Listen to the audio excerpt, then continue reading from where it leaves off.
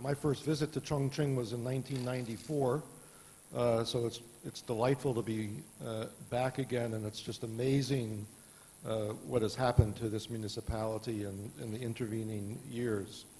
I want to compliment a little bit what my two colleagues to my right have said, but also try to be a little bit provocative, which I now can be since I'm no longer a U.S. government official.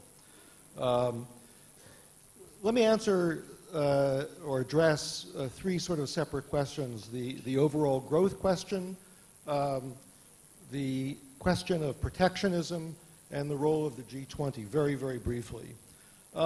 In the issue of whether or not the BRICS will be the new drivers of global growth, let me postulate, as others have been doing recently, that the BRICS is a misnomer, that we probably should think about dropping the R from the acronym, that really it's Brazil, it's India, and China. If one looks at the data, I think one can be confident in thinking about that kind of change.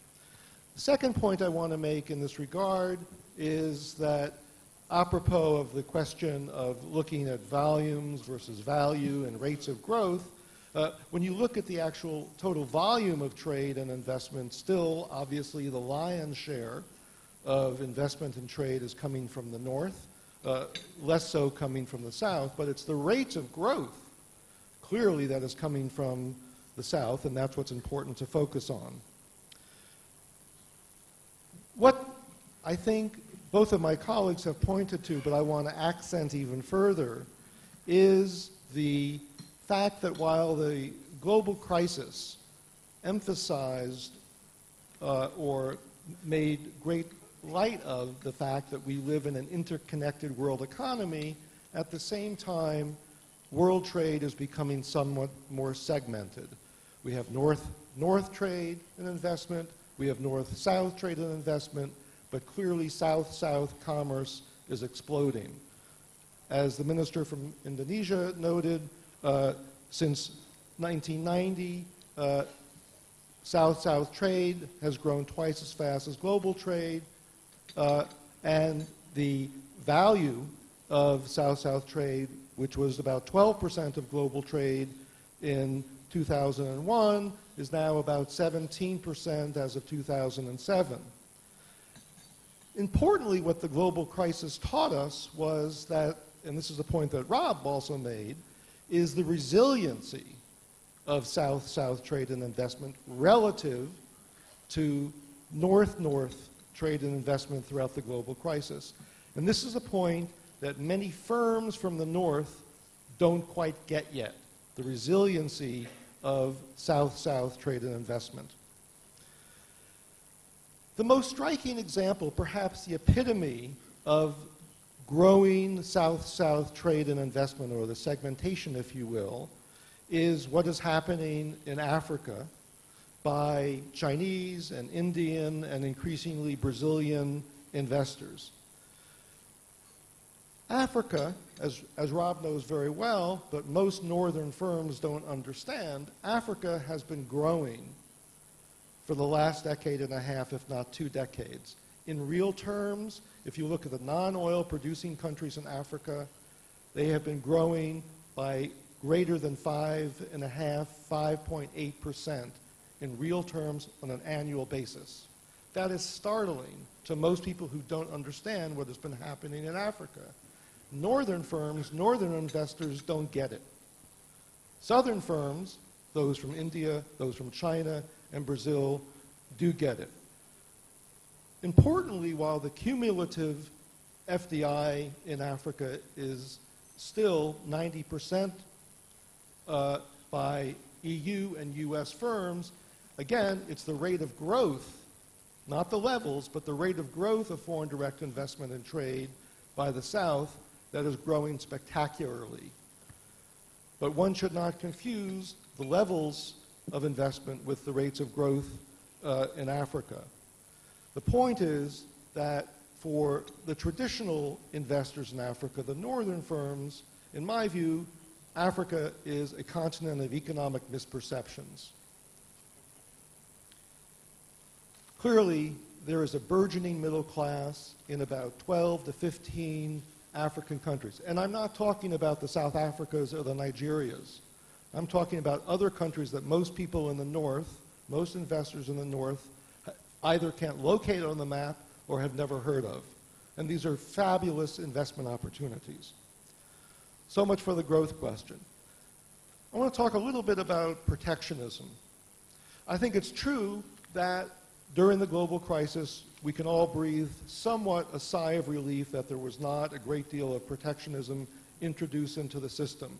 But when we think in terms of the Doha round, so much attention has been focused on North-South protectionism and the notion of dealing with that protectionism. What is very important, however, is South-South protectionism and the fact that whether it's China, whether it's India or Brazil or other countries, when you look at the level of tariffs or you look at non-tariff barriers, perhaps it doesn't look terribly protectionism. But when you look at escalating tariffs on these countries, there you find very pernicious protectionism. So let's take the case of cashew nuts or the case of cocoa, and you look at India's tariffs, escalating structure. With respect to Africa's exports to India, there are escalating tariffs. This is very devastating to African producers because Africa's curse is that they are still trapped in exporting raw, crude, unprocessed nuts or cocoa beans. Because the name of the game for Africa is obviously to climb that value chain. But the tariffs in their southern potential export markets, the rates grow higher as the goods are more processed. So again, South-South protectionism has not gotten the attention that it deserves. Finally, on the G20 issue, with Korea as the chair in the November summit, this is an important opportunity for the developing world, for the southern world to make an important statement about why different development models are quite appropriate. That is to say that it's not a one-size-fits-all, and that we're not going to get very far by being theological about it. And the Koreans, I think, will use this and should use this opportunity to make this point. But one of the issues that the Koreans will, and I hope will make in the summit, is that there are nonetheless a common set of principles that are important to move countries up the development curve. And that is the principle of transparency and accountability and involving civil society, firms, and consumers in the development process. And I dare say that there are some non-G7 countries within the G20 that would do well to listen to this kind of message. And that would help spur development into these countries. So I think these are important types of messages that would help bring more credibility to the G20 process, and Korea can really champion this cause. Thank you. Thank you, Harry. I must just ask you, Harry, if you take the R out of brick, what do you replace it with?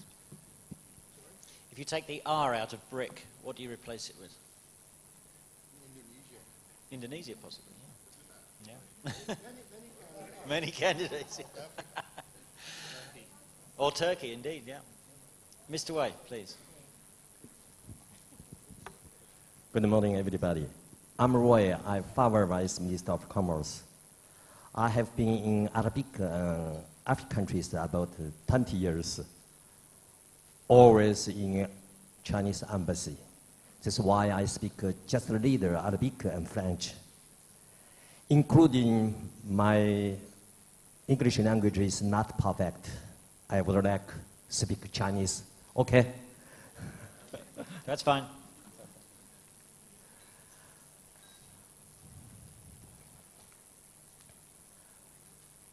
我刚从新加坡回来。